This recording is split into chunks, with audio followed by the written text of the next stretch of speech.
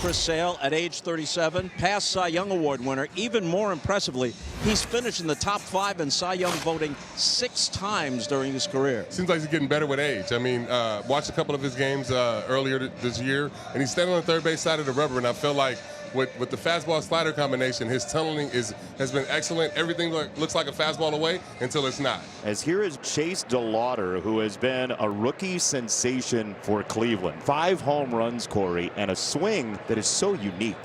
And a slider swung on, line to right. There's the first base hit this year by a left-handed hitter off Chris Sale. And who else but Chase DeLauder, as Jose Ramirez, batting right-handed, digs in. Reach out, poke it into right field. Man, Jose Ramirez wins another at bat. Chance at third, not in time.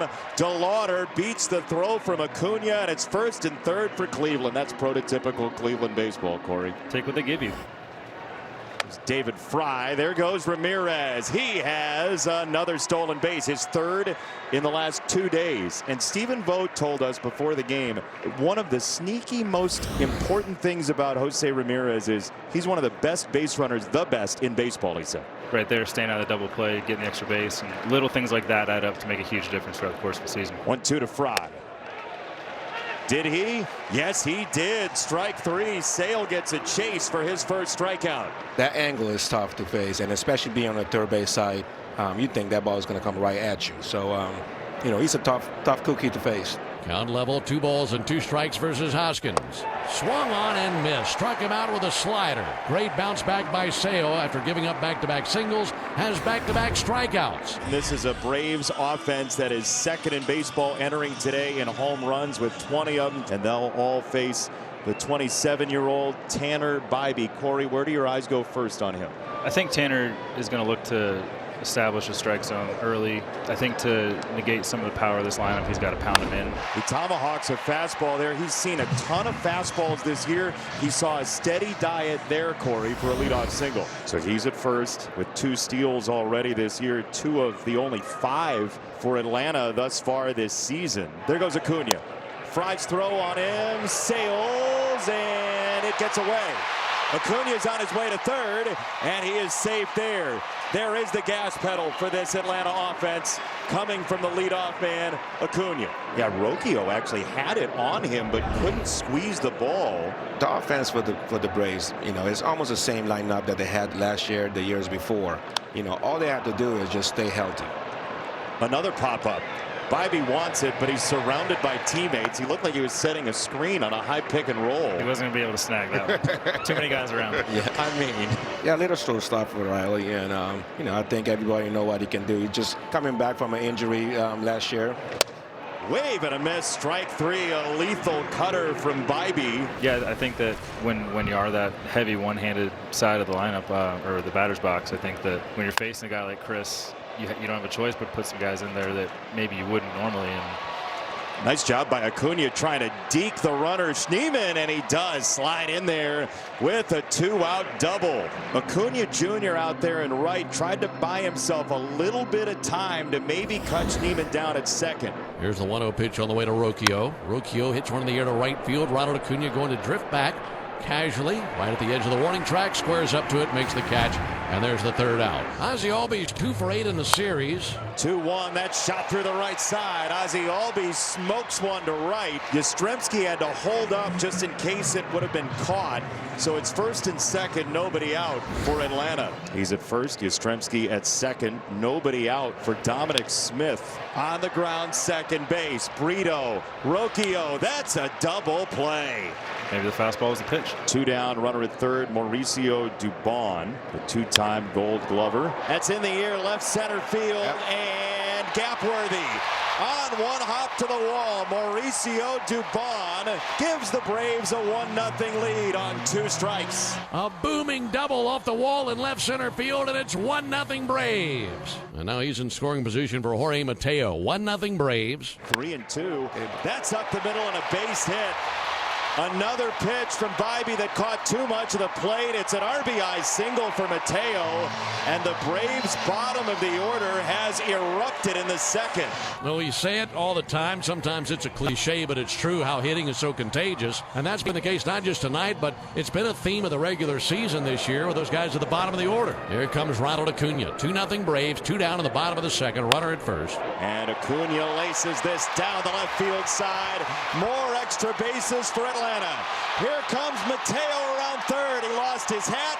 He scores a run. It's 3-0 Atlanta. And he turned on that one and sizzled it right on down the left field line and made it all the way to the wall. Swung on, drilled to fairly deep center, but Daniel Schneemann is there to make the catch, retiring Baldwin and the Braves, who now lead 3-0 after 2. Smith hit into a double play in the second inning. And now Dominic Smith climbing in here. Smith swings at the first pitch. It's a high fly ball. Got some carry to it. Back of the wall to right field. That is out of here. That one just kissed the sky to right field and dropped into the second row of the chop house. And it's 5-0 Braves on the homer by Smith. Here's Ozzie, first and third for the Braves, 2 out. Ozzie's 2 for 2. 1-1 is just skewered out to center field. Jam shot base hit for Ozzie Albies, and it's 6-0 Atlanta. So Dom Smith hits the 2-run homer. Farmer pinch hits for him here, an Atlanta native, and Farmer shoots it down the line. It hugs the chalk, rolling into the corner.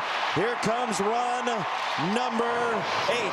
1-2 the count to Dubon. That's into right center field. That's down for a base hit. Farmer scores, so it is 9-0 Atlanta. 9-0 Atlanta with a lead in the 6th inning. Chris now 37 years old, a Cy Young winner just 2 years ago. 7 years with the White Sox, 6 with the Red Sox. Hoskins, a long fly ball to center field. Dubon back at the track. It's gone.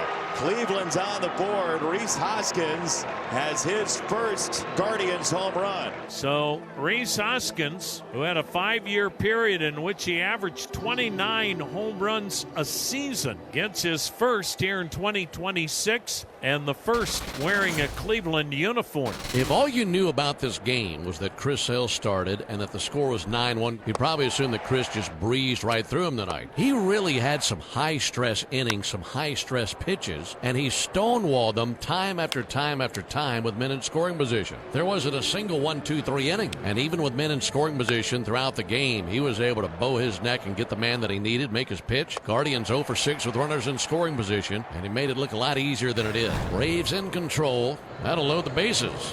And no one out. Acuna at first, Mateo at second, Dubon is at third.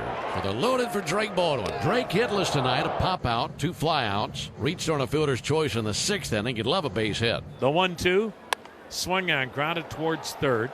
Schneemann to second, there's one. Relay to first by Rocchio, not in time. Scoring to make it 10-1 is Mauricio Dubon. Mateo ends up at third. At first with a fielder's choice RBI is Drake Baldwin, his 17th run batted in. So Braves at the corners now with 1 down in the 8th, up 10-1, and here's Matt Olson 1 for 4 with a single. And Olson puts a big swing on it, deep right field, and that is off the bricks and bounding back in play. But he just missed a home run, and it's an RBI double for Matt Olson. Boy, the Braves just coming out of their shoes here versus Allard in the 8th. So 11-1 Braves here in the 8th. Boy, 18 hits. Inning continues for Austin Riley. Riley drills one down the left field line all the way into the corner.